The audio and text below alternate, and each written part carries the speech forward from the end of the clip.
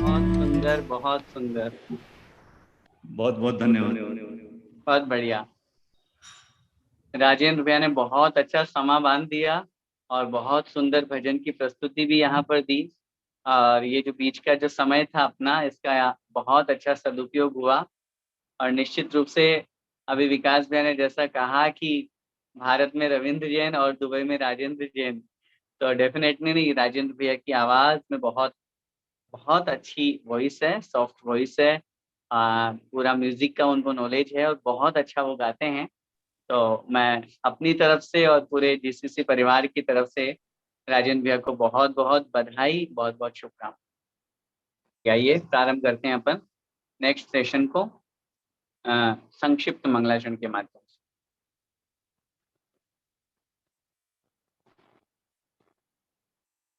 ओम नमः सिद्धेभ्यः। ओम नमः सिद्धेभ्यः। ओम नमः सिद्धेभ्यः। यस्य स्वयं स्वभावाप्ति रभावे कृष्ण कर्मणः।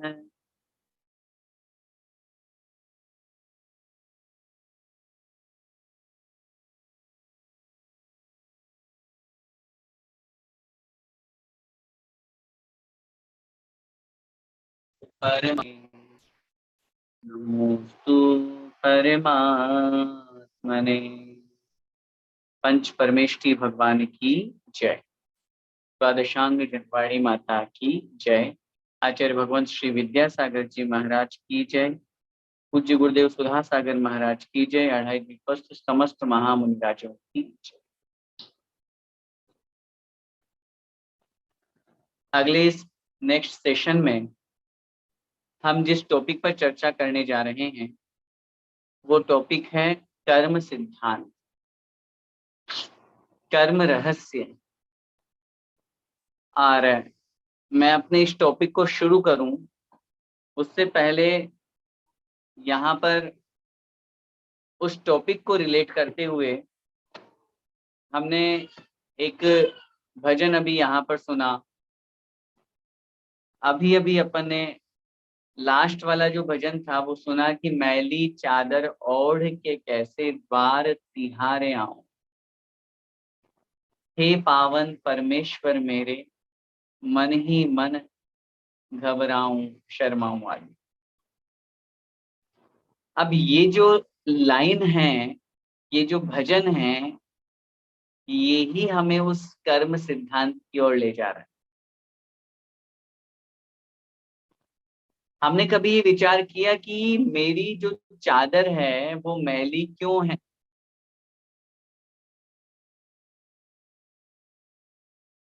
मेरी आत्मा जो है वो मैली क्यों है?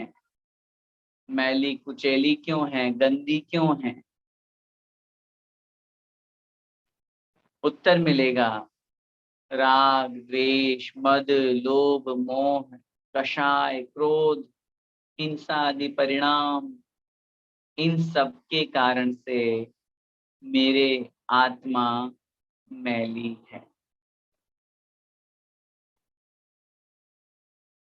ये जो कर्म सिद्धांत है ये हमें सिर्फ इस बात का ज्ञान नहीं कराएगा कि कर्म क्या और कैसे हुआ करते हैं। हमें इसके जानने से ये भी सबसे अच्छा लाभ ये होगा कि हम ये जान पाएंगे कि मेरी आत्मा से कर्म अलग हो सकते हैं। अगर हम पुरुषार्थ करेंगे तो, अगर हम क्रिया करेंगे तो, अगर हम कार्य करेंगे तो निश्चित रूप से होंगे।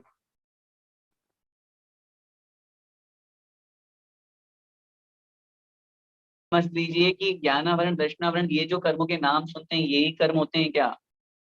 मैं आज के सेशन में इन कर्मों से भी ऊपर उठ करके जो एक बहुत बड़े कर्म होते हैं जिनसे हमें ज्यादा बचने की आवश्यकता है उनकी विशेष रूप से चर्चा करूंगा।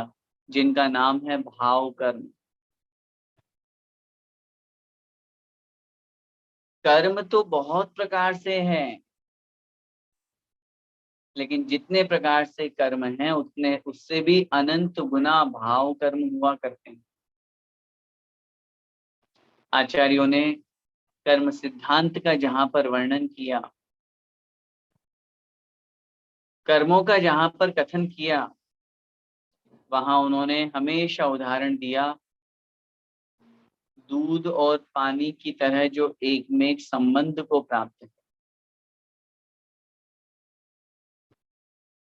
कभी हमने ये विचार किया कि हमारी आत्मा के साथ में जो कर्म लगे हुए हैं, पहले तो इस कर्म की सिद्धि हम करें। हम कैसे माने कि हमारी आत्मा के साथ में कर्म लगे हुए हैं? संसार में जितनी भी विचित्रताएं दिखाई देती है, मैं आपसे पूछता हूँ वो कैसे है? एक व्यक्ति काला है, एक व्यक्ति गोरा है, एक गरीब है, एक अमीर है, एक छोटा है, एक बड़ा है, एक अच्छा बोलता है, एक अच्छा बोल नहीं पाता है, एक की बुद्धि बहुत अच्छी है, वो 100 अबाउ 100 लेकर के आता है, और एक को खूब बार बार पढ़ाने के बावजूद भी 45 बहुत मुश्किल से लेकर के आता है। एक को बिना पुरुषार्थ के ही बहुत कुछ बहुत इजी वे में मिल जाता है, एक है जो बहुत सुबह से लेकर के शाम तक मेहनत करता है तो भी उसे प्राप्ति नहीं हो पाती। ये जो विचित्रताएं हमको दिखाई दे रही है, आजकल का यूथ, नए बच्चे, जब कोई बात आती है इस तरह की तो वो जरूर हमसे इस तरह के प्रश्न करते हैं कि भैया जी हम कैसे माने कि स्वर्ग नरक हुआ करते हैं? हम कैसे मान लें कि अगला भाव पिछला भाव होता है? मैं उनसे एक ही बात बोलता हूँ, अगर आप इन सबको नहीं मान रहे हो तो कम से कम ये तो आप स्वीकार कर रहे हो ना कि ये भिन्नताएं जो आपको दिखाई दे रही है, पढ़ाई से संबंधित, एजुकेशन से संबंधित, सैलरी से संबंधित, आपकी हाइट, आपके रंग, ये जो बदल रहा है, चेंजेस जो हैं, एक ही टाइम पर एक ही समय में हॉस्पिटल में जितने बच्चे पैदा होते हैं, क्या सबका भाग्य एक जैसा है? क्या सबका कर्म एक जैसा है? कुंडली तो एक जैसी बनेगी, कुंडली तो एक जैसी बनेगी, क्योंकि एक ही हॉस्पिटल है, टाइम भी एक ही है, जगह भी वही है। कुंडली तो एक जैसी ही बनेगी, लेकिन उस कुंडली के एक जैसे बनने के बावजूद भी सबका भाग्य अलग अलग होता है। सबका भाग्य अलग अलग होता है, इस बात से ये सिद्ध होता है कि उनके भाग्य को बदलने वाला चेंजेस जो हो रहे हैं उसके पीछे कोई ना कोई एक ऐसी पावर है जो ये चेंजेस ला रही है, उसका नाम है कर्म।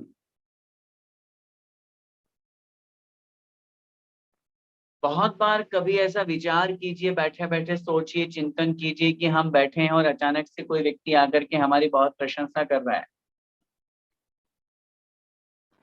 हमें बहुत लाड प्यार दे रहा है, हमें बड़ी खुशी दे रहा है, जिससे हमारा बहुत अच्छा रिलेशन भी नहीं है, हमारा कोई रिलेटिव नहीं है, लेकिन उसके बावजूद भी हमारे साथ अच्छा अट्रैक्शन है। ये सिर्फ इस भाव का नहीं, आप सोचेंगे इस भाव में तो, इस पर्याय में तो मैं कभी इससे मिला ही नहीं, फर्स्ट टाइम मिल रहा हूँ और देखिए कितना अफेक्शन हो रहा है, कितना अट्रैक्शन हो रहा है, कितना मन में अच्छे परिणाम इसके प्रति हो रहे हैं। कहीं ना कहीं पिछले भाव का कनेक्शन जुड़ा हुआ है। बहुत बार ऐसा भी होता है कि जो हमारे अपने होते हैं, हमारे साथ रहते हैं, उनसे भी हमारी पटरी नहीं खा पाती है, बहुत अच्छे हैं, सब कुछ है, या चलो उनको छोड़ो, उनके अलावा और भी दुनिया में बहुत तरह के इंसान हैं जिनसे अपन को दूरी बनाना अच्छा लगता है, नहीं हमें बात करना ठीक नहीं लगता, इसने कुछ नहीं बिगाड़ा, इस भाव में, इस पर्याय में उसने हमारा कुछ नुकसान नहीं किया, लेकिन उसके बावजूद भी ऐसे मन में परिणाम आते हैं, कहीं ना कहीं पिछले भाव का कोई ना कोई अकाउंट है। और न केवल पिछले, लास्ट भाव, अंतिम भाव, उसके अनेकों अनेकों भाव आचार्यों ने लिखा है हमारी आत्मा के साथ में पिछले असंख्यात भवों के कर्म एक साथ उदय में आते हैं। असंख्यात भवों के कर्म किसको कहते हैं? और वो कर्म जब उदय में आते हैं तब उस समय उस जीव के परिणाम उस अनुसार बन जाया करते हैं। आचार्यों ने 4 प्रकार रूप में कर्म की व्याख्या लिखी है। उन्होंने वहां पर कथन किया, प्रकृति स्थित्य अनुभव प्रदेशास्तद विषय। आचार्य उमा स्वामी महाराज ने तत्वार सूत्र जी में 8वें अध्याय में लिखा, प्रकृति, स्थिति, प्रदेश और अनुभाग, ये 4 प्रकार का बंध कर्म का हुआ करता है। सबसे पहले तो हम इस बात को बहुत अच्छी तरह से समझ लें कि प्रकृति इट मीन्स नेचर, कौन से कर्म का क्या नेचर है। इस कर्म सिद्धांत के सेशन से हम अपने आप की धारणा को इतना अच्छा परिमार्जित कर लें कि हम अगर आगे सोचे भी तो भी गलत नहीं सोचें। अगर हम कुछ काम करें तो भी हम गलत नहीं करें, हमारा तुरंत हाथ रुक जाए, नहीं, अगर मैं ये काम करूंगा तो मेरे साथ ये कर्म बंधेगा, और ये कर्म बंधेगा तो मुझे कितना दुख देगा, मैं कैसा बनूंगा ये सोच सकता हूँ। सबसे पहले तो प्रकृति जानिए, नेचर। इस वस्तु का नेचर क्या है, इस वस्तु की प्रकृति क्या है। जैसे किसी से भी हम दोस्ती करते हैं, किसी से भी अपना रिलेशन बनाते हैं, तो हम पहले उसका नेचर जानते, प्रकृति, मेरे यहाँ कैसा है, क्या चल रहा है इसके माइंड में, क्या परिणाम है, ये सब चीज ये हम जानने की कोशिश करते हैं। ऐसे ही कर्म हमारी आत्मा के साथ में लगे हुए हैं, तो हम ये जाने ज्ञानावरण कर्म है, तो ज्ञानावरण की प्रकृति क्या है। उत्तर मिलेगा, ज्ञान को ढकना। और अगर जब ज्ञान को ढकने की बात चल रही हो कि ये कर्म मेरे ज्ञान को ढकता है, तो हमें कितना दुख होगा।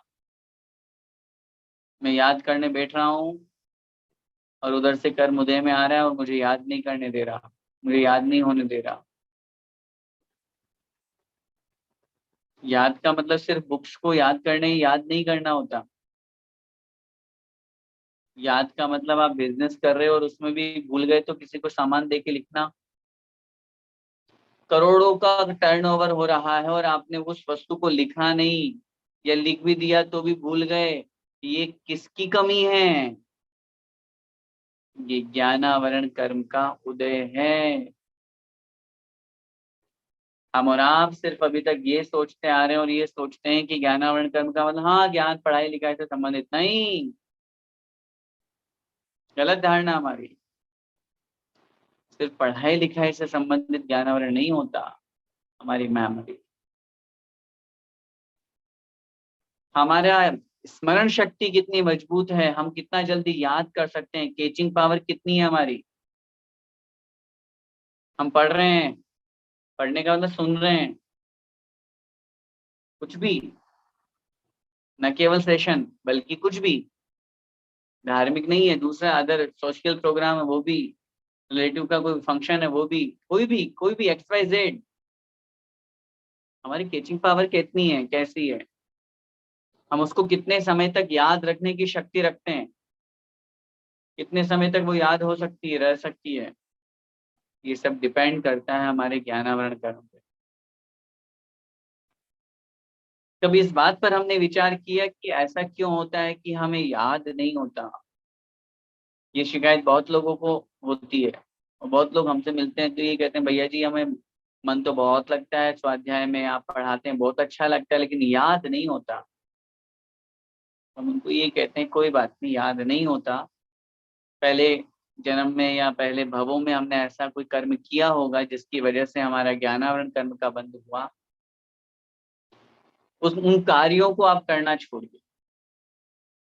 अब आप बोलेंगे कि वो ऐसे कौन से कार्य है जिससे ज्ञानावरण कर्म बनता है। आचार्यों ने उत्तर दिया है, शास्त्रों में लिखा है, ज्ञानावरण कर्म के बंध के जो कारण कहे गए हैं उसमें उन्होंने लिखा, किसी की पुस्तक फाड़ देना, ज्ञान के साधनों में विघ्न डालना,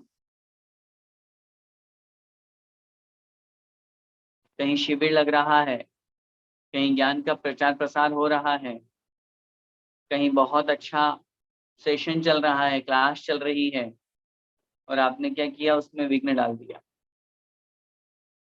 आपने उसको रोक दिया, आपने किसी बहाने से उसको मना कर दिया,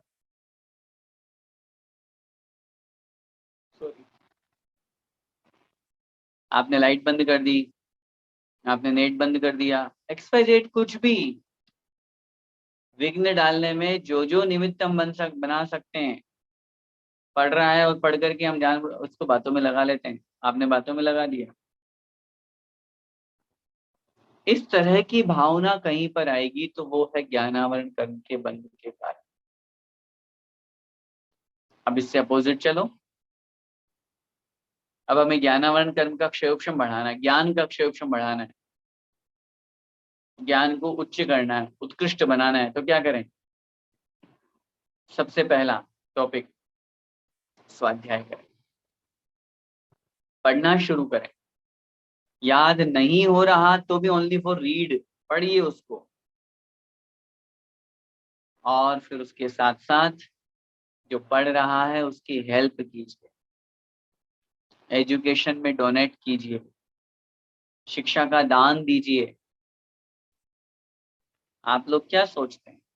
मैं हमेशा कहता हूँ, मैं यहाँ पे आप लोगों को इतना समय दे रहा हूँ, इसके पीछे मेरा भी स्वार्थ है, मुझे भी कुछ मिलेगा, मेरा ज्ञान का क्षयोक्षम बढ़ेगा। बहुत फायदे हैं, ऐसे नहीं कर रहा मैं टाइम पास। मुझे जितने टाइम यहाँ मैं क्लास में बैठ करके पढ़ा रहा हूँ, उतने घंटे उतने समय तक मेरा शुभोपयोग हो रहा है, मुझे अच्छा लग रहा है, मेरा मन, मेरा उपयोग, मेरे परिणाम बहुत सही जगह पर है, धर्म के रास्ते पर है, धर्म ध्यान में है, मेरा ज्ञान का क्षयोक्षम बढ़ रहा है, मेरा पुण्य बढ़ रहा है, इसलिए मैं ये सब कर रहा हूँ। ज्ञान को बढ़ाने के लिए ज्ञान दीजिए। अगर हमारे पास नहीं है तो जो ज्ञान दे रहा है उसकी हेल्प कीजिए। जो ज्ञान लेना चाहता है, आज दुनिया के कितने सारे ऐसे लोग हैं, कितने सारे ऐसे बच्चे हैं जो पढ़ना चाहते हैं लेकिन उनके पास अर्थ की कमी है, वो नहीं पढ़ पा रहे। अपने निमित्त से उन बच्चों को पढ़ाइए। ये तो एक लोक व्यवहार की बात हुई, धर्म की दृष्टि से अगर अपन विचार करें तो इस बात पर सोचिए, ज्ञान के जितने निमित्त हैं, मैं बहुत तारीफ करना चाहूंगा पूरे श्रमण संस्कृति जीसीसी परिवार की, कि उन्होंने बहुत सुंदर भाव रख करके कक्षा प्रारंभ की, ये शिविर का सेशन रखा। भावना अपने भाई, ठीक है, पुरुषार्थ हम कर रहे हैं, सब मिल करके कर रहे हैं, पूरी टीम यहाँ पर कर रही है काम, और उस टीम को निश्चित रूप से वो पुण्य का हिस्सा बनेगा, ज्ञान का क्षयोक्षम बढ़ेगा उनका। उनके निमित्त से कितने लोग ज्ञानार्जन कर रहे हैं। ज्ञान का प्रचार प्रसार जितना हम करेंगे उतना हमारा ज्ञान का क्षयोक्षम बढ़ेगा। सामान्य रूप से अपन हिंदी में एक पंक्तियां पढ़ते हैं ना सरस्वती के बारे में, कि सरस्वती का धन जितना खर्च करेंगे उतना उतना और बढ़ता जाता। अगर आप इसको स्टोर करके रखोगे तो फिर ये जो है, ये बहुत लंबे समय तक टिक नहीं पाएगा। इसको तो आप जितना जितना हम खर्च करेंगे, जितना जितना लोगों में बांटेंगे, उतना उतना और अच्छा अच्छा अच्छा होगा और बढ़ेगा। ज्ञान के प्रचार प्रसार के साथ में कहीं कोई बुक्स, कोई जिनवाणी कोई छप रही हो ज्ञान के निमित्त में, उस जिनवाणी का प्रकाशन करवाइए। आपके उस अर्थ के माध्यम से जिनवाणी लोगों तक पहुंचेगी, वो कितना अच्छा सदुपयोग करेंगे, स्वाध्याय करेंगे, पढ़ेंगे, लिखेंगे। इसके अलावा और जैसे जितनी कोशिश हो सके ज्ञान के निमित्त से, जो ज्ञान दे रहे हैं, जो ज्ञान ले रहे हैं, उनका सहयोग कीजिए। ज्ञान को बढ़ाना। कर्म सिद्धांत की एक बहुत सुंदर बात बहुत अच्छी तरह से दिमाग में फिट कर लीजिए कि हम जैसा करेंगे वैसा भरेंगे। That's all. हम जिसके साथ जो व्यवहार करेंगे वापस लौट करके वही आने वाला है, और कोई टेंशन नहीं। आप अच्छा कीजिए अच्छा मिलेगा, बुरा कीजिए बुरा मिलेगा। इस दुनिया में मैं पहले भी कह चुका हूँ, सबसे ज्यादा ईमानदार अगर कोई है तो वो है, उसका नाम है कर्म। वो बेईमानी नहीं करता। हम हम और आप तो पक्ष विपक्ष का आग्रह लेकर के कुछ आगे पीछे कर सकते हैं, लेकिन कर्म नहीं करता बेईमानी। कर्म तो बहुत सीधा सा सिंपल सा है, हम जैसे परिणाम करेंगे वैसा कर्म बन जाएगा। प्रकृति को पहचानिए, ये तो एक एग्जाम्पल है ज्ञानावरण का। ऐसे पूरे आठों की प्रकृति समझिए। दर्शनावरण दर्शन को ढकता है, देखने नहीं दे पाता है। वेदनी कर्म में सुख दुख का अनुभव कराता है। उनके तथ्यों पर विचार कीजिए। ये तो एक बहुत ये समझ लीजिए कि शॉर्ट सेशन है। एक एक कर्म के ऊपर विचार करेंगे तो घंटों घंटों निकल जाएंगे। एक एक कर्म के ऊपर विचार करें, कौन सा कर्म किस निमित्त से बंधता है, उस कर्म के आश्रव के कारण क्या है, उस कर्म से रुकने के कारण क्या है, क्या करें ऐसा जिससे वो कर्म रुके। सब लिखे हैं शास्त्रों में। वेदनीय कर्म हमें सुख भी देता है और दुख भी देता है। सुख रूप सामग्री उपलब्ध कराता है, प्रदान करता है। बढ़िया, अच्छा घर परिवार दे दिया, रुपया पैसा, पुण्य का उदय। अब ये जो अपन पुण्य और पाप के उदय की जो चर्चा करते हैं, ये भी अपन को समझना है कि इन्हीं आठों कर्मों में विभाजित है। ये पुण्य और पाप भी अलग नहीं है कोई। ज्ञानावरण दर्शनावरण आदि जो 8 कर्म हैं, इन 8 कर्म के जब अपन और भेद प्रभेद करते हैं तो वो होते हैं 148, 148। पूरे 148 में भेद किया है उन्होंने। पुण्य प्रकृतियां कितनी, पाप प्रकृतियां कितनी। 100 पुण्य प्रकृतियां और 68 पाप प्रकृतियां, 68। 20 दोनों में काउंट होती है, इसलिए 148 से वो 168 हो गई। स्पर्श रस गंध वर्ण टोटल 20। वो पुण्य रूप भी है और पाप रूप। तो कहने का तात्पर्य नेचर, प्रकृति जानिए। मोहनीय कर्म, नाम है मोहनीय। काम क्या है? मोह कराता है,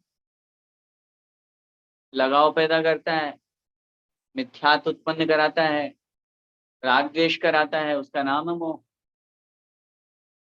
ये काम है इस मोहनीय कर्म का। आयु कर्म एक निश्चित समय के लिए एक निश्चित पर्याय में हमें रोकता है। नाम कर्म हमें शरीर, अब जो मैं आपसे चर्चा कर रहा था अभी,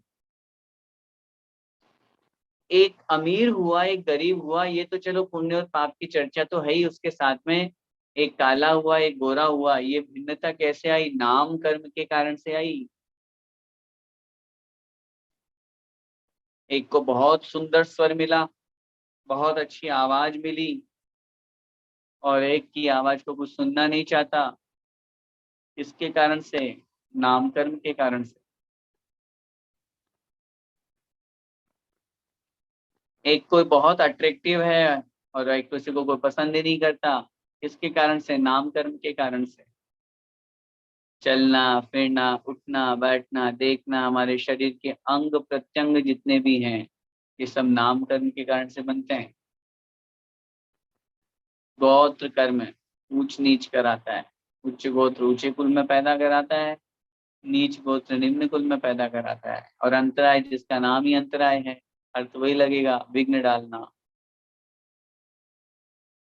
4 प्रकार के कर्म की इस व्यवस्था में सबसे पहला है प्रकृति। प्रकृति माने नेचर, समझिए आठों कर्म का। और जब प्रकृति हम समझ जाएंगे, जैसे हमने अभी जाना है अंतराय कर्म, अब ये कर्म विघ्न डालता है, बाधा डालता है, तो क्या करें? हम वो काम ही नहीं करेंगे। अगर हमें लाभ चाहिए, किस किस को चाहिए? सबको चाहिए। लाभ किसको अच्छा नहीं लगता है? अगर कहीं कोई पैसों का या किसी भी चीज का कोई बेनिफिट हो रहा हो तो किसको अच्छा नहीं लगेगा बताओ? सबको अच्छा लगेगा। अगर हमको लाभ चाहिए तो सबसे पहला काम जो हमें करना है वो ये है कि दूसरों का अगर लाभ हो रहा हो तो उसमें अंतराय डालना बंद कर। मैं थोड़ी दूसरी दृष्टि से समझा रहा हूँ, आपको समझने की कोशिश कीजिए।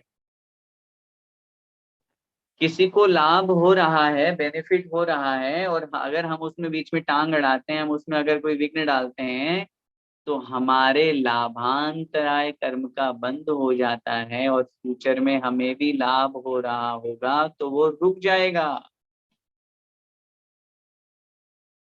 अगर हमें लाभ चाहिए तो सबसे पहले हमें जो काम करना है वो ये है, किसी के विघ्न नहीं डालना। सबको अपने अपने नसीब से, अपने अपने कर्म की वजह से फल प्राप्त होता है। अगर हमने किसी में विघ्न डाल दिया तो हमें हमें वो कर्म का बंद हो जाएगा। प्रकृति समझ। सेकेंड पॉइंट की अगर अपन विचार करते हैं तो वो है स्थिति। स्थिति का मतलब वो कर्म मेरी आत्मा के साथ में कब तक रहेगा।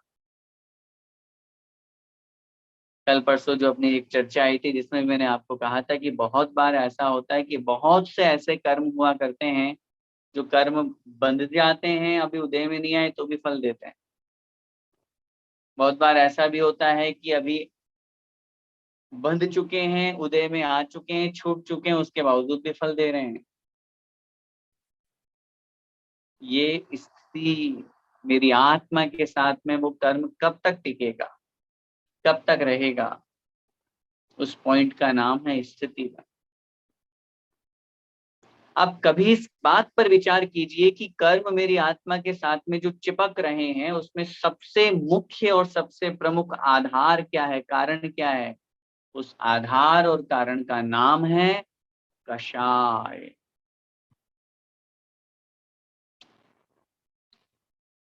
उस आधार, उस मुख्य कारण का नाम है कषाय। आचार्य ने तो इतना तक लिखा है, कषाय शब्द जो होती है वो चिपकाने के अर्थ में प्रयोग की जाती है। जैसे गोंद होता है ना, ऐसे कषाय होती है, पेड़ों पे लगती है, जो चिपकाती है उसका नाम कषाय।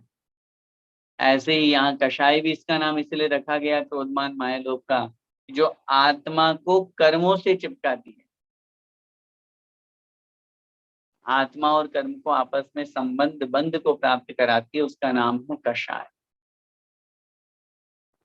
ये जो कर्म मेरी आत्मा के साथ में बंधते हैं, कर्म बंधना गलत नहीं है, देखना ध्यान से सुनना मेरी बात। ये तो संसार की व्यवस्था, ये तो बनेंगे ही बनेंगे, लेकिन वो कर्म मेरी आत्मा के साथ में कब तक रहेगा ये खतरनाक है।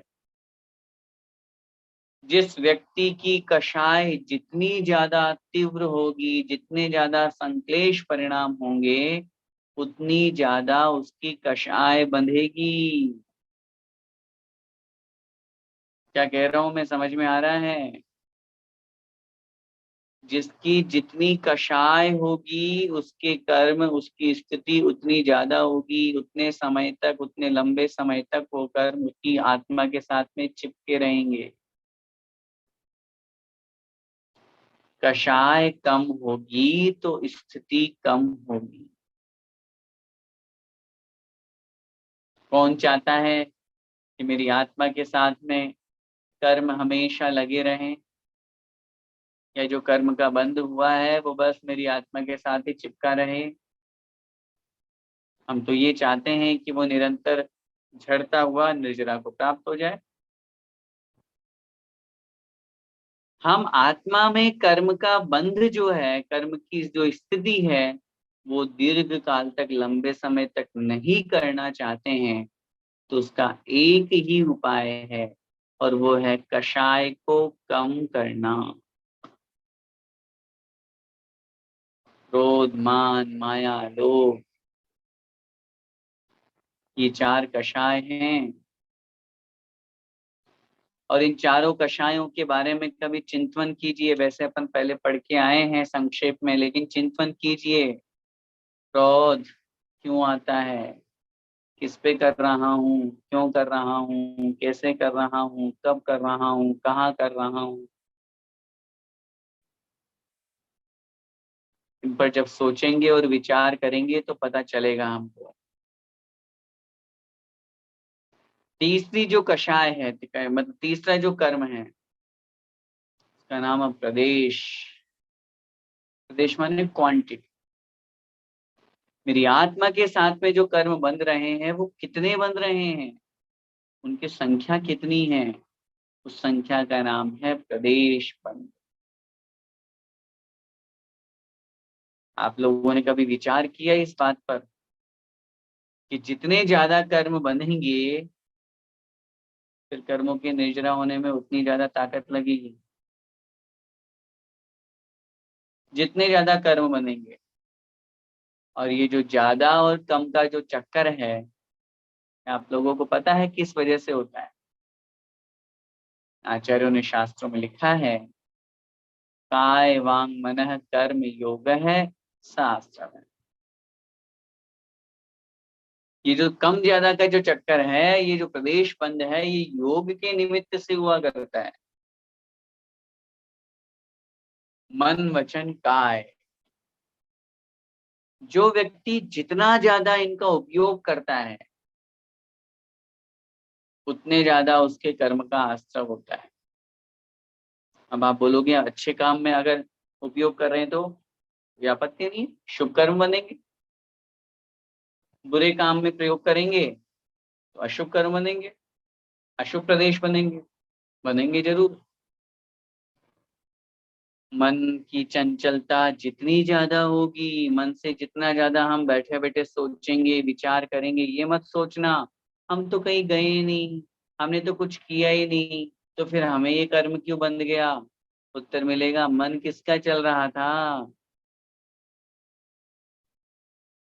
मन वचन का है। जितना ज्यादा हम बोलेंगे, मैं फिर कह रहा हूं, दोनों में लगा ना इसको, पुण्य में भी और पाप में भी। जितनी ज्यादा भाग दौड़ करेंगे, सुबह से लेकर के शाम तक आदमी दौड़ता है दौड़ता है, जिंदगी भर दौड़ता है आदमी, इसके लिए सिर्फ 2 रोटी के लिए।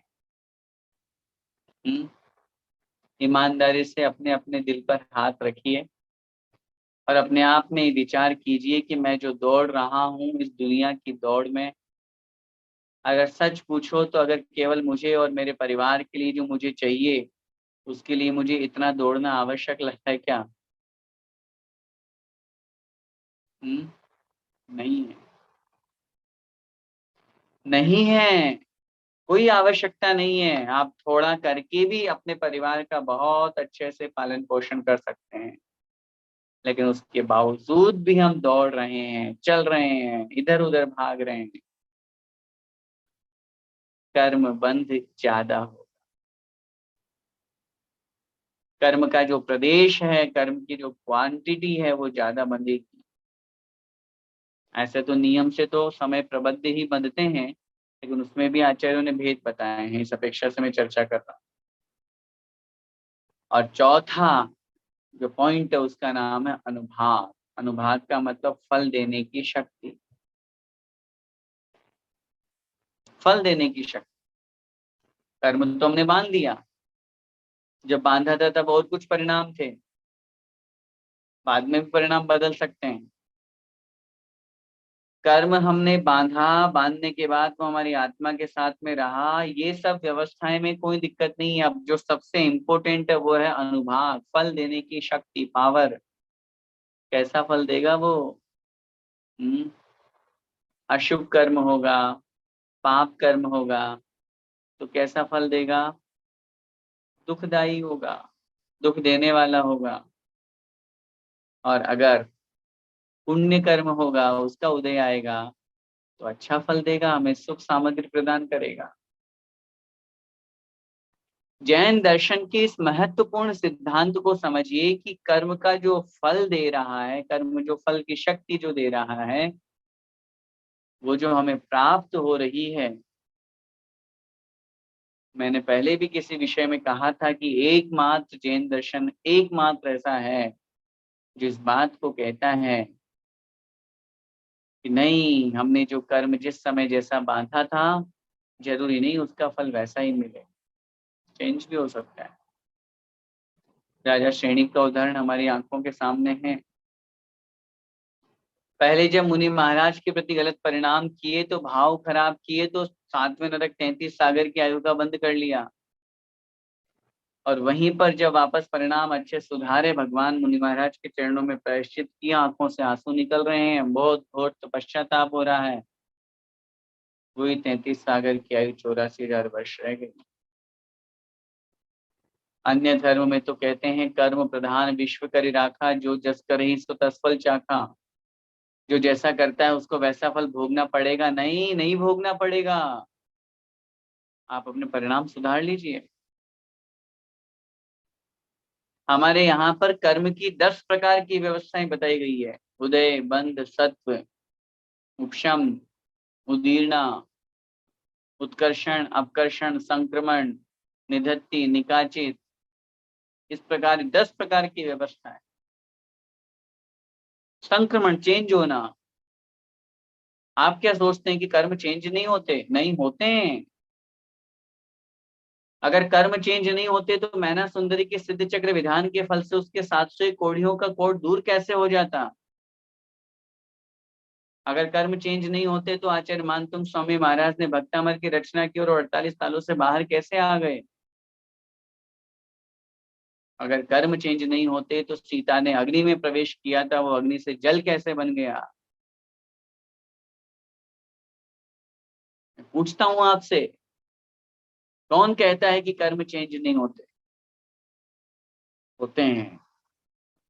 इतने सारे उदाहरण हमारे आंखों के सामने हैं, शास्त्रों में लिखे हुए हैं, सिद्धांत में हैं। अगर कर्म परिवर्तित नहीं होते, कर्मों का संक्रमण नहीं होता, तो ये पाप कर्म पुण्य में कहाँ बदलते? फिर तो एक सिद्ध चक्र का 50 कर लो तो भी कुछ नहीं होने वाला। फिर तो अग्नि में सीता जाती और जल करके भस्म हो जाती। फिर तो ये पूजा पाठ, मंदिर में आना, शांति धारा करना सब बेकार हो जाता। इन सब में कोई न कोई ताकत है, शांति धारा में कोई ना कोई चमत्कार है, तब तो दुनिया करोड़ों रुपए दे करके शांति धारा कर रही है, अभिषेक कर रहे हैं, दान दे रहे हैं, पुण्य कमा रहे हैं। पाप कर्म पुण्य में परिवर्तित हो जाता है भगवान की भक्ति से। अच्छा, मैं आपसे एक प्रश्न करना चाहता हूँ, जीव बड़ा है या कर्म बड़ा है? सोचिए, अच्छी तरह से सोचना।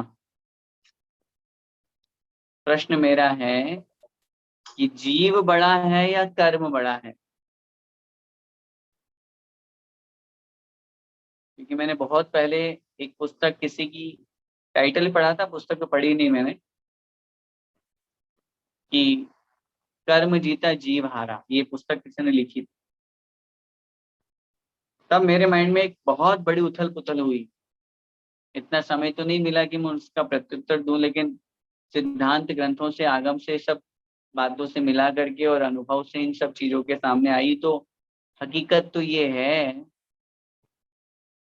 कि जीव जीतता है और कर्म हार जाता है। अगर जीव हार जाएगा तो फिर मोक्ष की व्यवस्था कैसे बनेगी?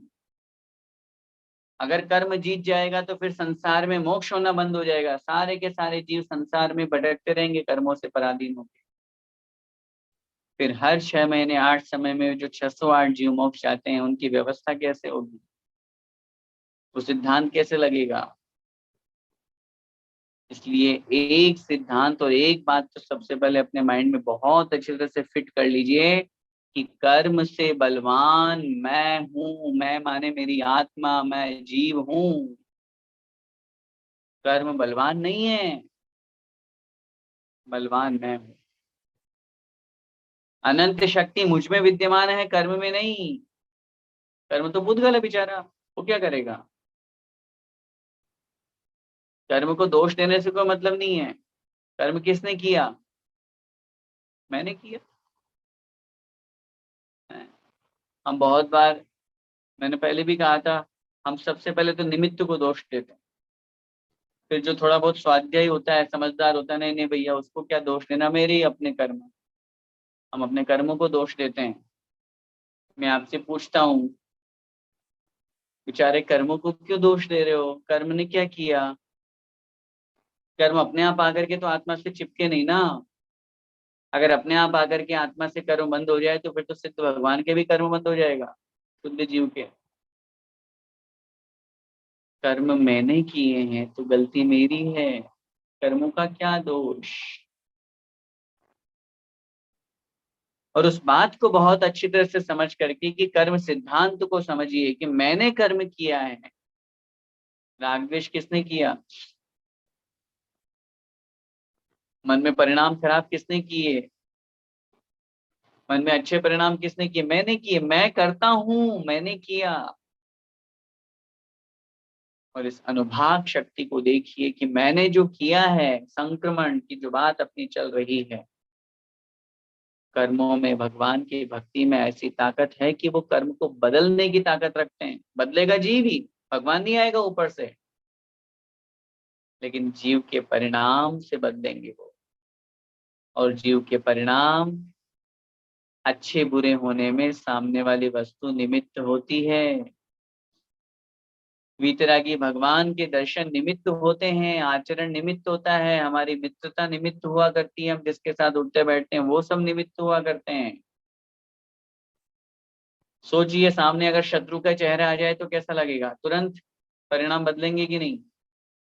और वहीं उसी जगह पर आचार्य श्री का आ जाए तो है, तुरंत परिणाम बदल जाएंगे। सिर्फ फोटो सामने आने से हमारे परिणाम बदल गए। कर्म की व्यवस्था देखिए। उत्कर्षण अपकर्षण के लिए आचार्यों ने शास्त्रों में वर्णन किया है कि कर्म जो होते हैं, अगर अच्छे परिणाम करेंगे तो जो पुण्य कर्म है उनका उत्कर्षण हुआ करता है, स्थिति अनुभाग बढ़ता है उनमें। ऐसे पाप कर्मों का अपकर्षण होता है, पाप कर्म का डिमोशन हुआ करता है। कभी आपने इस बात पर विचार किया? समय हो रहा है, 5 मिनट 10 मिनट में अपनी बात को मैं कंक्लूजन के रूप में रखना चाहूंगा, फिर आप लोगों के प्रश्नोत्तर भी होंगे। इस बात पर कभी हमने ये विचार किया और सोचा, कर्म एक व्यक्ति करता है और फल सारे भोगते हैं। कुछ पॉइंट्स या कुछ बातें जो हमारे माइंड में बहुत बार क्लिक होती है। हम तो तीर्थ यात्रा पर जा रहे हैं, फिर उस गाड़ी का एक्सीडेंट क्यों हो गया? हम तो अच्छा काम कर रहे हैं, फिर भी हमारे साथ बुरा क्यों हुआ? हमने तो भगवान की खूब पूजा भक्ति करी, एक भी दिन ऐसा नहीं था कि भगवान के दर्शन से वंचित रहे। खूब अभिषेक किया, शांति धारा की, स्वाध्याय किया, पूजा पाठ किया, खूब विधान किया, उसके बावजूद भी मेरे साथ ऐसा क्यों हो गया? ऐसा क्यों विचार आता है? एक साथ जा रहे हैं कहीं पे, 100 लोग हैं, 100 में से 50 की मृत्यु होगी, 50 बच गए, ऐसा क्यों हुआ? इस तरह के सवाल यदि हमारे मन में आ रहे हैं तो उन सबका एक ही उत्तर है, और वो है कर्म व्यवस्था। पहली बात तो हमेशा अपने आप को मैं पॉइंट्स रखना चाहूंगा कि पहली बात तो हमेशा अपने आप को हम एक सकारात्मक सोच की तरफ लेकर के जाए। जैसा मैंने अभी आपको कहा, कर्म किसने किए हैं? मैंने। तो दोष दूसरों को क्यों दे रहा हूँ? कर्म मैंने किए हैं ना, मेरा अपना कर्म है। ये आप बहुत अच्छी तरह से समझ लीजिए कि मेरा ही कर्म है जो मुझे सुख दुख दे रहा है, कोई सामने वाला मुझे सुखी दुखी नहीं कर सकता। अपने कर्म सिवाय जीव को कोई न फल देता कुछ भी। पर देता है यह विचार तज, स्थिर हो छोड़ प्रमाद बुद्धि। मेरे अपने कर्म हैं जो मुझे फल दे रहे हैं, इसके अलावा मुझे कोई सुखी दुखी नहीं कर सकता। मेरे कर्म हैं, सामने वाला कुछ सिर्फ निमित्त, वो कुछ नहीं करता। मेरे अपने परिणाम, उन परिणामों से मैंने कर्म का बंध किया, मैं सामने वाले को क्यों दोष दे। सबसे पहले अपने जीवन को बहुत सुंदर और बहुत अच्छा बनाना, तो पहला सूत्र मैं आपके जीवन के लिए देना चाहता हूँ, अपनी जिंदगी में सकारात्मकता को स्थान दीजिए। दूसरों को दोष देना बंद कीजिए।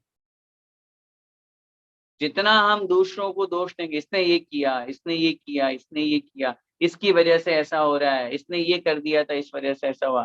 किसी ने कुछ नहीं किया,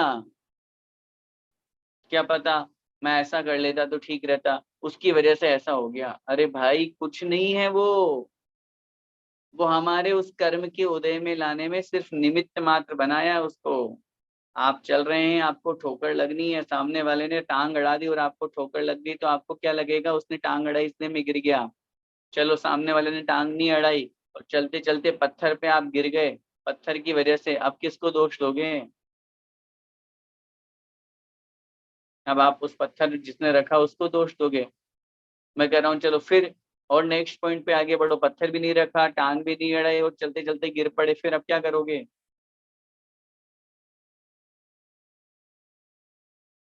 जीवन को सुंदर बनाना है तो दूसरों को दोष देना बंद कीजिए। तेरी वजह से, तेरी वजह से, तुम्हारी वजह से, इसी की वजह से मेरे अपने कर्म हैं। दूसरा पॉइंट, दूसरी बात जो भी मैं आपसे बात कर रहा हूँ, अपने जीवन को जितना नेगेटिव बनाएंगे हम, उतना और हम अपने आप को अवसाद में ग्रस्त कर देंगे। पॉजिटिव थिंकिंग दीजिए। जो मेरे पास में है, जितना मेरे पास में है, वो बहुत है, बहुत। अगर हमारे साथ कभी गलत भी हो, कभी गलत भी हो, और होता है, बहुत बार होता है, कभी भी भगवान को, कभी भी कर्म को, कभी भी दूसरों को ये मत कहना मैंने इतना धर्म किया, मैंने इतनी पूजा पाठ करी, मैंने इतना सब कुछ किया और उसके बावजूद मुझे ये फल मिला है। कर्म भी उसी को फल देता है जिसमें सहन करने की सामर्थ्य हो। पॉजिटिव थिंकिंग ये रखिए कि आज मैं कम से कम जीवित तो हूं। वो कर्म मेरा उदय में आया और फल देके झड़ गया, बढ़िया है, मेरा कर्म निपटा। क्या सोचिए, क्या बोल रहा हूं मैं, ये सोचिए कि बढ़िया है, मेरा कर्म निपटा, कर्म समाप्त हुआ, बढ़िया है, खत्म हुआ। झंझट लगा रहता मेरी आत्मा के साथ में, पता नहीं कब उदय में आता, क्या हो जाता, बढ़िया निपटा। और अगर कभी कुछ नुकसान हो जाए, कुछ हो जाए, बीमार हो जाए, कुछ उल्टा सीधा हो जाए, कुछ आगे पीछे हो जाए, हमेशा सकारात्मक रखिए, कोई बात नहीं, इतना ही तो हुआ है, इतना ही तो हुआ है। अभी अभी कम से कम मेरे पास बहुत कुछ है तो सही। पूज्य गुरुदेव कहते हैं अपने जीवन को हर पहलू में, हर क्षण में सकारात्मक रखें। उदाहरण देते हैं वो, अगर कदाचित कभी आपके साथ में एक्सीडेंट हो जाए, कुछ हो जाए, कुछ गलत हो जाए, 15 साल की उम्र में एक्सीडेंट हो गया, हाथ पैर चले गए, तो आप रोने चिल्लाने हो रहे हो, मेरे हाथ पैर चले गए, मेरे हाथ पैर चले गए। जो चला गया उसकी क्यों रो रहे हो। ईश्वर को धन्यवाद देकर के ये भाव रखिए, कम से कम मैं जिंदा तो हूँ, उन्होंने मुझे जिंदा तो रखा। भगवान तो एक निमित्त है, भगवान के अपन यहाँ एक उदाहरण रूप में समझना, कर्म की व्यवस्था अपन पढ़ रहा है। मेरे कर्म ऐसे तो हैं कि मैं जिंदा हूँ, कुछ गलत हो गया, नुकसान लग गया, कोई बात नहीं, पैसा था चला गया, कम से कम मेरा परिवार तो मेरे साथ है, मेरा घर तो है, रहने के लिए मुझे मकान तो है। कितने दुनिया में ऐसे लोग हैं जिनके पास ये सब चीजें नहीं हैं। तो सेकंड पॉइंट, अपने आप को इतना सकारात्मक कीजिए, इतना सकारात्मक कीजिए कि कर्म का जो बंध हो वो भी ये सोचे कि अब तो मुझे अच्छे अच्छे कर्म बंधना है, बुरे कर्म बंधना, पाप कर्म बंधना ही बंद हो जाएंगे। और तीसरी बात, मैं इस कर्म को धर्म से जोड़ करके आप लोगों के बीच में बात रखना चाहूंगा कि कर्म जब हम करते हैं तो निश्चित रूप से धर्म का सहारा या धर्म का निमित्त हमारे साथ में हुआ करता है। रामचंद्र जी पे भी कष्ट आए थे, महावीर भगवान पे भी कष्ट आए थे, पार्शनाथ भगवान पे भी कष्ट आए थे। और मैं आपसे पूछता हूँ बहुत अच्छी तरह से, सबसे ज्यादा पूजा किसकी होती है 24 तीर्थंकरों में? हैं? जिस पर कष्ट आए थे। अच्छा, भरत बाहुबली का भी अपन बात कर रहे थे। भरत स्वामी को तो अंतर्मुठ में केवल ज्ञान हो गया, और बाहुबली भगवान को 1 साल तक 12 महीने तक कठोर साधना और तपस्या करनी पड़ी। तब उस स्थिति में आज पूजन अर्चना या जो पूजन पाठ अपन करते हैं प्रतिदिन, सोचिए कभी पॉइंट पर विचार करना कि हमने 24 तीर्थंकरों के अर्घ्य चढ़ा दिए, देवशास्त्र गुरु के चढ़ा दिए, निर्वाण क्षेत्र के चढ़ा, सबके चढ़ा दिए, उसके बाद में अपन एक बाहुबली भगवान का अर्घ्य भी चढ़ाते हैं। कॉमनली अपन भरत स्वामी का अर्घ्य नहीं चढ़ाते। वो भी मोक्ष गए, उनको भी नमोस्तु बारंबार, वो मैं मना नहीं कर रहा हूँ, चढ़ाए तो बहुत अच्छी बात है। लेकिन एक कॉमन जो हमारा एक फ्लो चल रहा है समाज में कि अपन 24 तीर्थंकर के बाद में बाहुबली भगवान को अर्घ्य चढ़ाते हैं, भरत स्वामी को नहीं चढ़ाते। क्यों?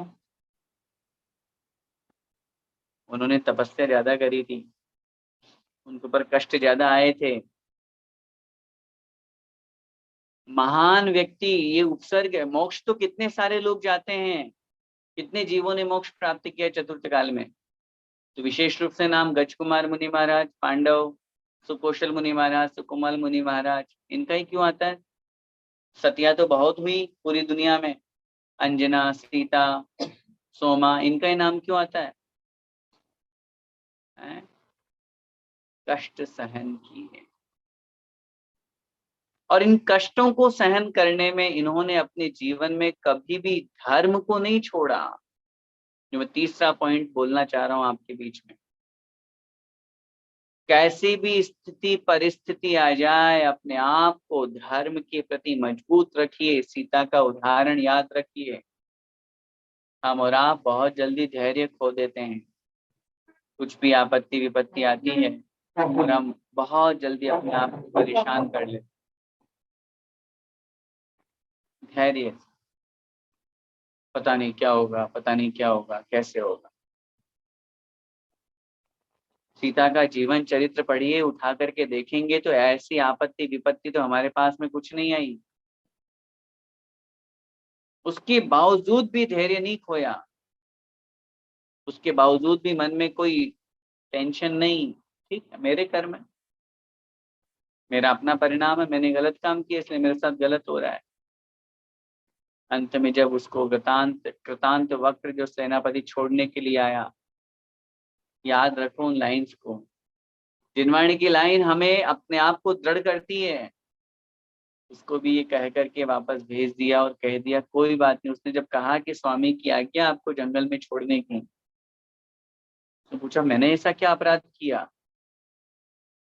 माते क्षमा चाहता हूँ, बोलना नहीं चाहता, लेकिन आप पूछ रही हैं तो बता रहे हैं कि एक धोबी ने आपके ऊपर कलंक लगा दिया कि इतने दिन वहां रह के आई है, और बताओ रामचंद्र जी ने बिना परीक्षा किए उसे रख लिया। हम और आप होते तो क्या करते? सच बताना, सच बताना। गालियां देते, गुस्सा करते, उल्टा सीधा बोलते। सीता ने क्या किया? सीता ने सेनापति को कहा कोई बात नहीं, आप चिंता बिल्कुल मत कीजिए, आप जाइए। और जाकर के स्वामी जी से हमारा एक निवेदन कह दीजिएगा कि जिस प्रकार किसी और के कहने पर उन्होंने मुझे छोड़ दिया, ऐसे किसी और के कहने पर धर्म को मत छोड़। जीवन का अगर कोई सहारा है तो वो है धर्म, और उसी धर्म के कारण से कर्म में परिवर्तन हो सकता है। इसलिए समय आपका हो रहा है। मैं आपसे इस कर्म सिद्धांत के टॉपिक पर वर्तमान समय में हम लोगों के लिए जो सबसे महत्वपूर्ण बातें हैं वो यही है, 2-3 बात जो मैंने आपको कही। कर्म की व्यवस्था को समझिए। कर्म के अलावा कोई कुछ नहीं है, जो कुछ भी है वो सब कर्म है। अभी हम जो आप पढ़ रहे हैं, पढ़ा रहे हैं, सेशन चल रहा है, ये भी हम लोगों का कर्म है। हाँ, कर्म का उदय था, जो लास्ट सेशन अधूरा रह गया था, जो अभी कंप्लीट हुआ है। बिना कर्म के उदय के कुछ नहीं होता है। अभी भी कर्म का उदय है कि अपन सब लोग एक साथ मिल बैठ के पढ़ रहे हैं। बहुत से लोगों के मन में भावना थी कि मुझे लाइव पढ़ना है और नहीं पढ़ पा रहे हैं, कुछ काम ऐसा अटक गया, कर्म का उदय आ गया। उस कर्म सिद्धांत को अच्छी तरह से समझ करके अपने आप को सकारात्मक रखें, धर्म से जोड़े रखें, दूसरों को दोष देना बंद करें, अपने आप को बहुत अच्छा और अच्छे परिणामों से युक्त बनाएं। क्योंकि जैसा मैंने कहा कि मन वचन काया और कषाय ये हमारी जितनी अच्छी होगी, मन वचन काया योग जितना कम होगा, कषाय जितनी कम होगी, उतना हमारा स्थिति अनुभाग कम बनेगा और हम अपने परिणामों के माध्यम से बहुत अच्छा भाव बना सकते हैं। और एक दिन ऐसा आएगा कि हम सभी कर्मों का नाश करके और उस मोक्ष परम पद को प्राप्त कर सकते। द्वादशांग जिनवाणी माता की जय।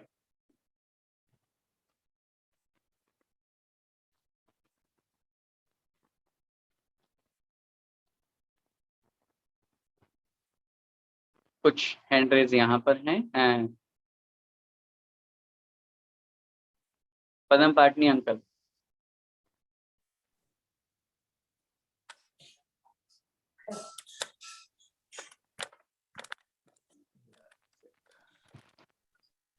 हाँ बोलिए अंकल। फोटो नहीं आ रहा है। आ रही ये है, कर्म, आवाज आ रही है आपकी। ये कर्म सिद्धांत है, ये भी है ना। आवाज जय जिनेन्द्र उत्तम क्षमा। जय जय उत्तम क्षमा। आपका ये कर्म सिद्धांत का ये पाठ सुनकर बहुत अच्छा लगा। बहुत चीजें की भ्रांतियां थी, लेकिन एक बात समझ में नहीं आया कि अभी मैं कुछ अच्छा करूंगा तो उसका फल मुझे अभी अच्छा मिलेगा या नहीं मिलेगा, या अगले जन्म का ही मिलेगा। बहुत अच्छा क्वेश्चन अंकल। डिपेंड करता है ये हमारी कषाय पे।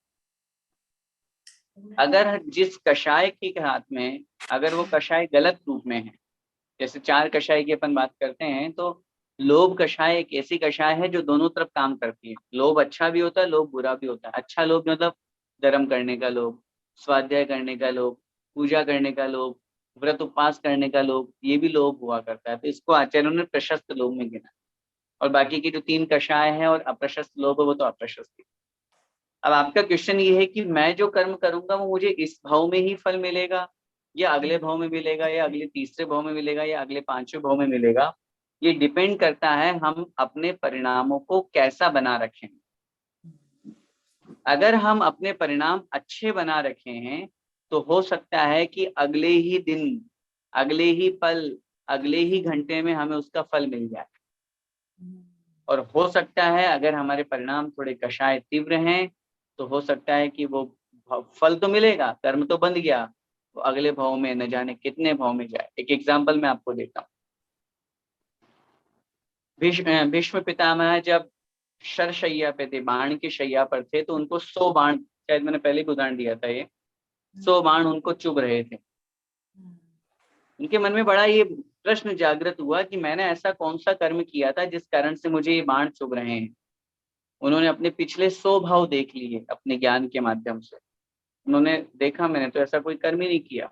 श्री कृष्ण से जब पूछा तो उन्होंने उत्तर दिया, वैष्णव संप्रदाय की कहानी है ये, तो उन्होंने उत्तर दिया कि आपने 100 भाव तो देख लिए, लेकिन आपने 101वां भाव नहीं देखा।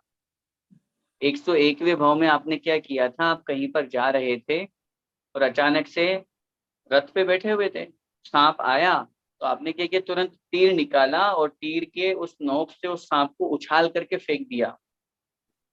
और वो सांप उस समय उछल करके झाड़ियों में जाकर के गिरा। उस समय उस सांप को जितने कांटे चुभे थे उतने बाण की रूपी कांटे आपको अभी चुभ रहे हैं। तो कहने का तात्पर्य कर्म सिद्धांत तो ये कहता है कि वर्तमान में हमारे साथ असंख्यात भवों के कर्म जुड़े हुए हैं जो उदय में आते हैं, इसलिए अच्छे परिणाम करेंगे, अच्छा काम करेंगे तो इस भाव में भी फल देखा जा सकता है, और अगर कभी कुछ बुरा करें और कुछ हो तो अगले भाव में भी साथ जा सकता एकदम सही कहा आपने। धन्यवाद। धन्यवाद। है। ठीक, जय जी। Next question Sudhir ji Jain.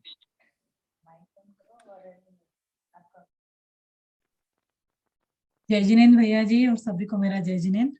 सुधीर तो जय नहीं है, मैं उनकी वाइफ निवेदिता जैन बोल रही हूँ। जी, बताइए। अभी अपन ये पढ़ रहे थे कि ज्ञानावरण कर्म जो होता है वो बढ़ता घटता कैसे है। तो उम्र के हिसाब से देखिए याददाश्त कमजोर हो जाती है। अब मैं याद करने की जो पहले मुझे क्षमता थी वो अब कम हो गई। मैं अपना खुद का उदाहरण दे रही हूँ कि जो मैं पहले याद कर पाती थी वो अब मैं नहीं कर पाती हूँ मेमोराइज अच्छे से। तो ये उम्र के साथ उसमें बढ़ना कैसा समझना चाहिए, याद करने की जो होता है। क्षमता है ये एक उम्र हुआ करती है, हो सकता है इट्स ट्रू एंड क्लियर कि धीरे धीरे जैसे जैसे हमारी उम्र बढ़ती है तो थोड़ी थोड़ी हमारी क्षमता कमजोर होती है। इसको हम ज्ञानावरण कर्म के क्षयोपशम के साथ साथ इंद्रियों की शिथिलता नाम देंगे। जैसे एक युवा व्यक्ति बहुत अच्छी तरह से अपने जवानी के समय में या अपना जब उसकी इंद्रियां से मजबूत थी तो और बहुत अच्छे से देख सकता था, अब बुढ़ापे में चश्मा लग गया।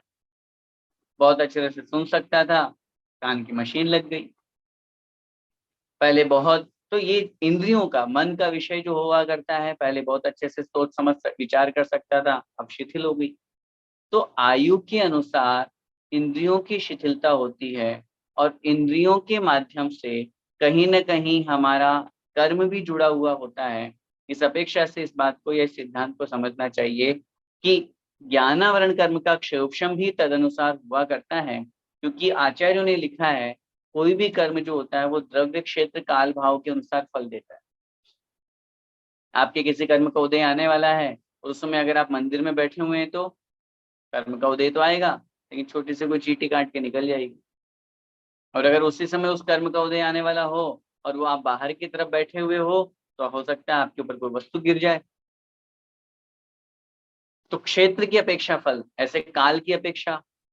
आप चतुर्थ काल में पैदा होंगे तो अलग फल मिलेगा, पंचम काल में तो अलग फल मिल रहा है। आप नरक में पैदा हो गए तो अलग फल मिलेगा, मनुष्य में तो अलग फल मिलेगा।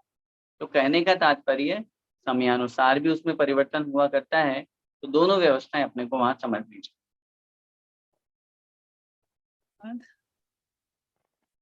नेक्स्ट जय क्वेश्चन जिनेन्द्र। ऐश्वर्या पाटिल। जय जिनेन्द्र पंडित जी। मेरा क्वेश्चन ये है कि हम जब निद्रा अवस्था में होते हैं और हमें सपने आते हैं तो उन सपनों में हमारे जो भाव होते हैं उसके अकॉर्डिंग हमें पाप और पुण्य का बंध होता है क्या? सपने में जो भाव होते हैं उसके अकॉर्डिंग। आलोचना पाठ आपने पढ़ा होगा, और आलोचना पाठ में अपन एक लाइन पढ़ते हैं, सुपने मधि दोष लगाई, है ना। सुपने मधि दोष लगाई, इसका मतलब था स्वप्न में भी हमने दोष लगाया। तो सबसे पहले सिद्धांत की दृष्टि से तो ये समझ लीजिए कि चाहे हम सो रहे हों, चाहे जाग रहे हों, चाहे खा रहे हों, चाहे पी रहे हों, चाहे हम लड़का हों चाहे लड़की हों, चाहे हम यहाँ हों चाहे वहां हों, कहीं पर भी हो, कर्म 24 घंटे हमारे साथ में है। हम ये सोचे कि सोते समय कर्म कैसे बनते हैं, तो उत्तर ये मिलेगा कि सोते समय भी तो परिणाम हमारे होते हैं।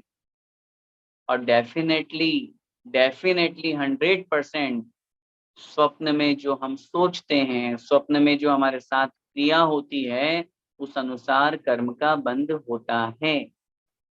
अब आप कहेंगे तो फिर हमको स्वप्न में तो फिर पता ही नहीं चलता, कभी बुरा सपना आ जाए, कभी किसी के साथ गलत करने का सपना आ जाए, तो फिर हम ऐसे सिचुएशन में क्या करें? कोशिश करें अपने परिणाम अच्छे बनाएं।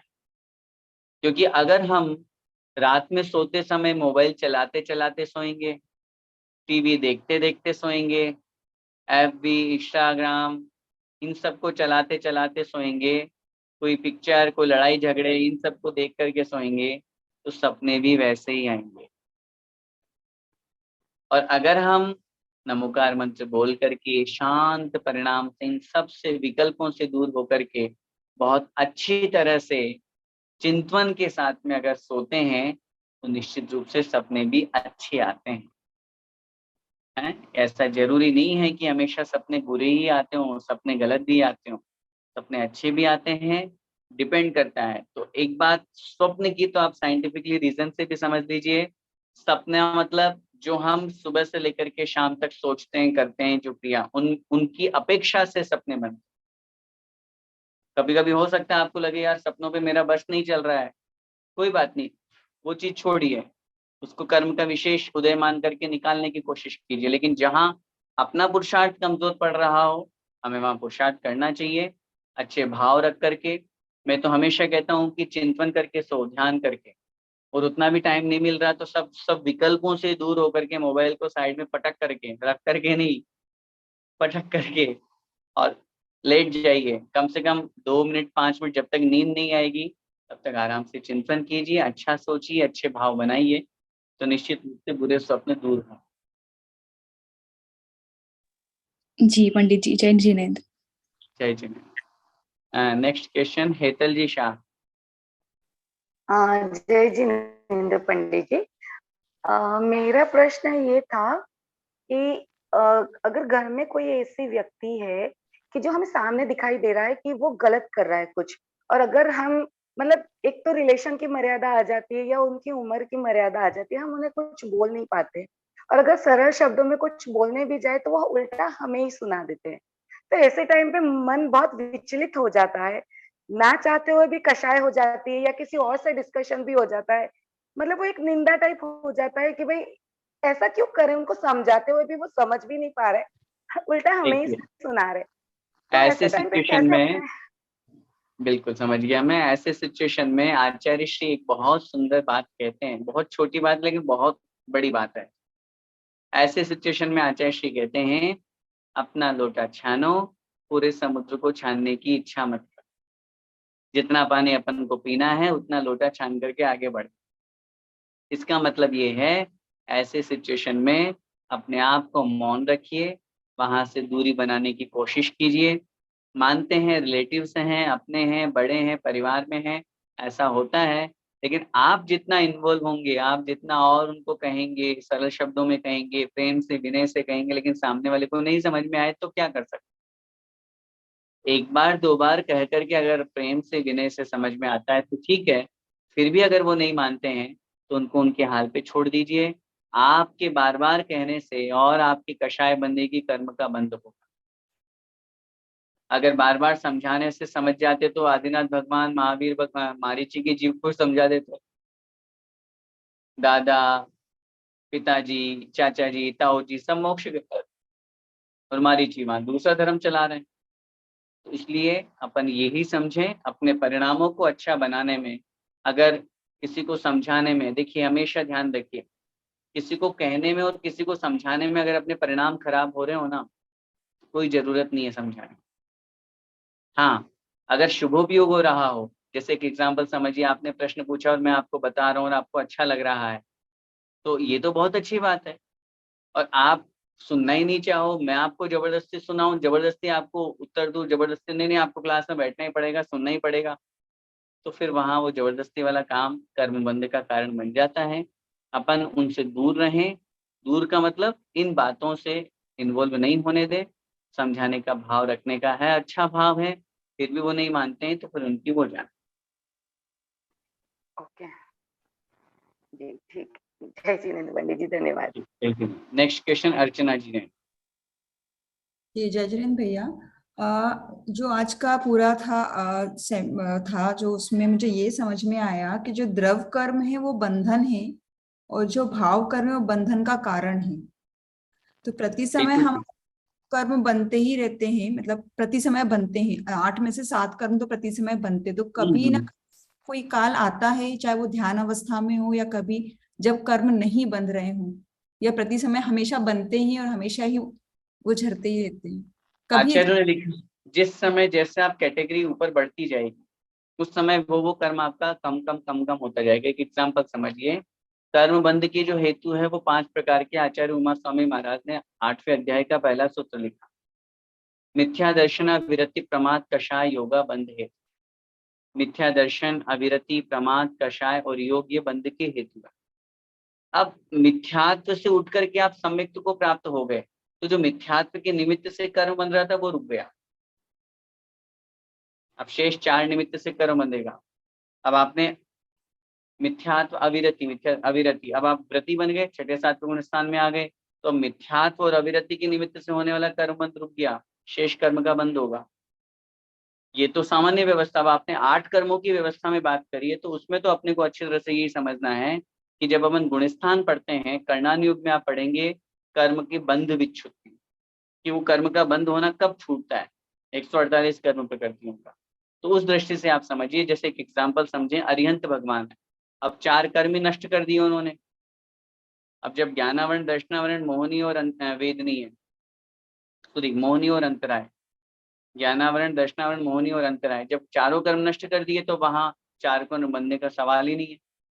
तो गुणस्थान जैसे जैसे हम बढ़ते जाएंगे उस अनुसार वो कर्म हमारा बंध कम कम होता जाएगा। बाकी सामान्य रूप से जो 6ठा 7वें गुणस्थान तक का जीवन हमारा चल रहा है, उसमें तो आयु कर्म को छोड़ करके शेष 7 कर्मों का बंध प्रति समय हो रहा है, और आयु कर्म का अपकर्ष काल आएगा तो 8 कर्मों का बंध होता है। अरंत अवस्था तक तो होता है कर्म का बंध, क्योंकि 4 कर्म उनके अभी भी बाकी, लेकिन सिद्ध अवस्था में कर्म का सारे कर्म नष्ट होगा सवाल तो ही नहीं है। सिद्ध अवस्था में तो निमित्त ही नहीं है ना, क्योंकि अरिहंत भगवान के भी जो कर्म का आश्रय हो रहा है वो योग के निमित्त से हो रहा है, क्योंकि वहां सहयोग केवली, वो भी अरिहंत केवल 13वें गुण स्थान पर, 14वें वाले की कोई आश्रय नहीं है, कोई बंध नहीं है। 14वें गुण स्थान में कोई आश्रय नहीं है, कोई कर्म का बंध नहीं है, सिर्फ 13वें तक है। और वो अरिहंत भगवान 13वें गुण स्थान में सिर्फ योग के निमित्त से, और सिद्ध भगवान के तो कोई निमित्त ही नहीं है, न योग है न कषाय है, तो वहां कर्म बंध की कोई बात ही नहीं है। जी पंडित जी, तो जैसे द्रव्य कर्म हमने बंधन कहा और भाव कर्म को बंधन का कारण कहा, तो फिर नो कर्म क्या है? नो कर्म मीन्स जो हमारे उदय में आते हैं और जो फल देते हैं, दैट इज द नो कर्म। ना ना ना, 9 कर्म भी निमित्त बनते हैं। वो जो राग द्वेष हमने किया उसमें निमित्त बने वस्तु। 9 कर्म इट मीन्स वस्तु, मेरा शरीर, ये कुर्सी, ये मोबाइल, ये टेबल, ये चश्मा, ये पंखा, इनमें जो हम राग द्वेष करते हैं कि कुर्सी कितनी अच्छी है, अच्छी लगी, हमने तुरंत राग कर लिया, ये मेरी कुर्सी है, तुम कैसे बैठ गए, ये कुर्सी तुमने गंदी कर दी। तो ये जो पर वस्तु है, 9 कर्म का मतलब अन्य वस्तु, पर पदार्थ, इसके निमित्त से राग द्वेष होता है। इसलिए पर वस्तु हमारे बंध में निमित्त हुआ करती है। उस पर वस्तु का अन्य वस्तु का नाम है 9 कर्म। जी बहुत बहुत धन्यवाद। जितेंद्र जी मच्छी। जय जिनेन्द्र भैया जी। जय जिनेन्द्र। मेरा सवाल एक तो ये है कि कभी कभी हम मजबूरी में, या समझिए कि हम बोल नहीं पाते हैं, सभी लोग कोई निंदा कर रहे हैं, किसी के लिए कोई गलत बात कर रहे हैं, और हमें पता होता है कि ये बात गलत है, लेकिन फिर भी हम वहां पे बोल नहीं पाते हैं। तो उस टाइम हमारे भी कर्म उतने ही बनते हैं जितने वो लोग जो बात कर रहे हैं उनके बनते हैं, कि हम बोल नहीं पा रहे हैं? नहीं, फर्क पड़ेगा। हमारे यहाँ पे 3 चीजें हैं, कृत, कारित और अनुमोदित। एक कोई पाप काम हम स्वयं करें तो वैसा कर्म बनेगा। हम स्वयं तो नहीं करें, लेकिन हमने किसी को कहा देख मैं तो नहीं करूंगा, तुम कर देना, तो उसने हमने कारित किया, तो वैसा कर्म बनेगा। और तीसरा, न हमने किया न हमने उससे कराया, लेकिन जैसा आप कह रहे हैं एग्जाम्पल में कि वो कोई कर रहा है और हम बैठे बैठे चुप हैं, अनुमोदना कर रहे हैं। अनुमोदना भी 2 तरह से, एक तो मजबूरी में, हाँ भाई क्या करें, अब वो सुनेगा ही नहीं तो मेरे को बोलने से क्या फायदा, और एक भाई ठीक है कौन पचड़े में पड़े, ठीक है जो हो रहा है बढ़िया हो रहा है, अच्छा हो रहा है, एक अच्छी प्रशंसा के साथ में अनुमोदना करेंगे, तो वो कर्म का बंध वैसा बनेगा। तो कैटेगरी हो गई, 3 चीज कैटेगरी हो गई। एक तो खुद पाप कर रहा है, जैसे एग्जाम्पल दशहरा है, मेला है दशहरे का, और रावण का वध हो रहा है, रावण का दहन हो रहा है, रावण के पुतले को। एक तो किसी ने खुद जलाया तीर मार करके, उसको खूब पाप बंधेगा। एक जिसने उसको कहा हाँ तुम्हें जलाना है, उनको उससे थोड़ा कम बंधेगा, लेकिन पाप खूब बंधेगा। और तीसरा, वहां पर बैठे बैठे खड़े खड़े लोग देख रहे हैं, तालियां बजा रहे हैं, वहां मजा आ गया मजा आ गया, तो उनको भी पाप कर्म का बंध होगा।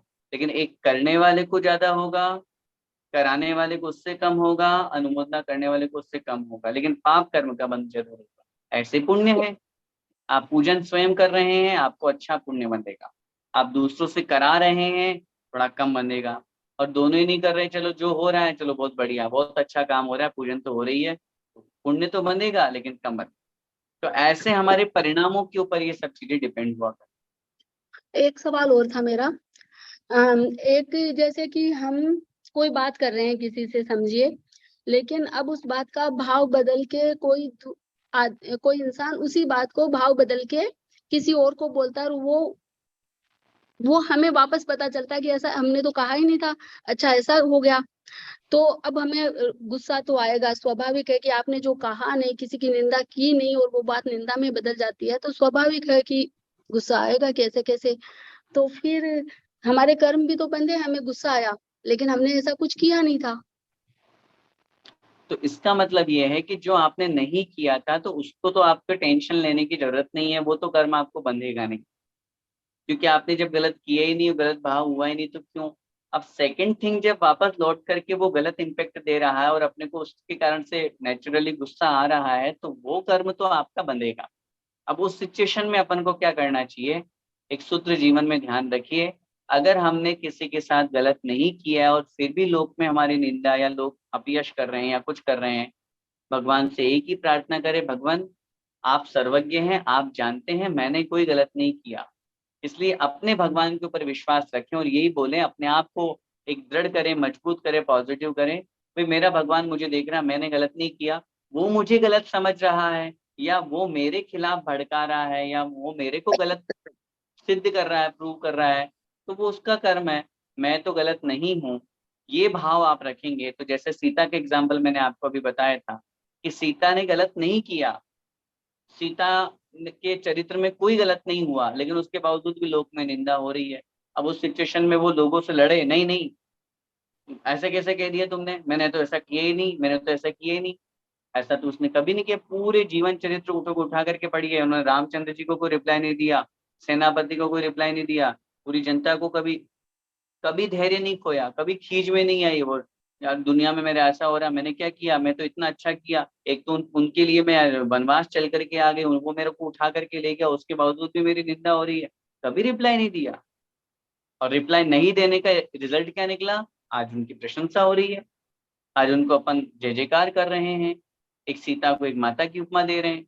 तो कहने का भाव ये है कि अपना कर्म तो अपने साथ में है, अपना भगवान तो अपने साथ में है ना, अपना जो खुद का ईमान है वो तो अपने साथ में है ना, कि मैंने गलत नहीं किया। वही भाव रख करके अपने आप को पॉजिटिव रखें। कोई दूसरा कर रहा है तो डेफिनेटली उसको कर्म बंधेगा, अपन अच्छा भाव रख करके अच्छी पॉजिटिव सोच, ये भावना रखें। जय जिनेन्द्र। जय जय।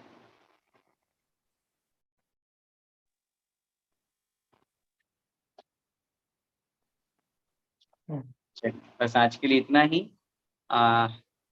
दोनों हाँ भाई, सेशन हमारे बहुत अच्छे रहे और बहुत लोगों ने बहुत तरह के प्रश्न भी रखे।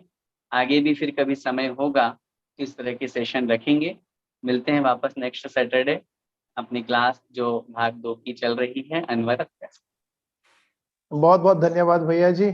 आज 2 सेशन से हमको पता चल गया कि हमारे जो स्टूडेंट्स हैं, आपके जो स्टूडेंट्स हैं वो भी किस लेवल के, और आपने क्वेश्चंस उनके क्वेश्चन से जज कर लिया होगा कि हमारी बढ़ोतरी एवरी वीक हो रही है। हम एवरी वीक आपको एकदम प्लस पॉजिटिव, आप जो प्रमोशंस और डिमोशंस का एग्जांपल दिया, हम लोग का प्रमोशंस ही हो रहा है हर वक्त।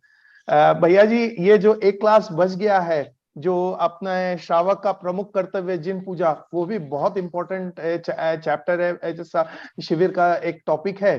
तो आपको कभी भी सुविधा मिले तो ये सौभाग्य हम लोग को बिल्कुल दीजिएगा, क्योंकि हम चाहते हैं कि और भी कुछ ऐसा सेशंस कंटिन्यूअस हो। रियली बहुत अमेजिंग सेशन था, एकदम रिलेटेड टू हम लोग का आज का प्रेजेंट लाइफस्टाइल, हम लोग का डे टू डे लाइफ। तो ये रेलेवेंट टॉपिक आपने हम आज 2 डिस्कशन किया। अब एक और जो बहुत इंपॉर्टेंट टॉपिक बच गया, वो भी आप हमको बताइएगा, कौन सा दिन आपका सुविधा हो, हम लोग वो लाभ भी लेंगे। और कंटिन्यूअसली ऐसा कोई ना कोई सेशन रहे, और आपके हिसाब से कोई सजेशंस भी आए तो प्लीज बताइएगा, हम बिल्कुल करेंगे। बिल्कुल जरूर, बहुत अच्छा। आप लोगों की सबकी भावनाएं बहुत अच्छी हैं और आगे बढ़ रहे हैं। निरंतर धर्म के मार्ग पर धर्म को सुनने और समझने की ललक आप लोगों में है, तो निश्चित रूप से सबकी भावनाएं पूरी होगी और आगे जैसा समय होगा उस अनुसार हम अनाउंस करेंगे। ऐसा बहुत अच्छा। बहुत बहुत धन्यवाद, निर्वाणी बहुत बहुत करते हैं। जय जिनेन्द्र, तुम क्षमा। जावाणी के ज्ञान ते पूजे लोकालो, तो वाणी मस्तक नमो सदा देत तो। ए जिनवाणी भार पूज पूजिन ऋषि, जो तेरा शरणागति पावे तुझे। देव भजो अरिहंत को, गुरु सेवा निर्ग्रंथ। दया धर्म पालो सदा, यही मोक्ष का पंथ। नौबाणी।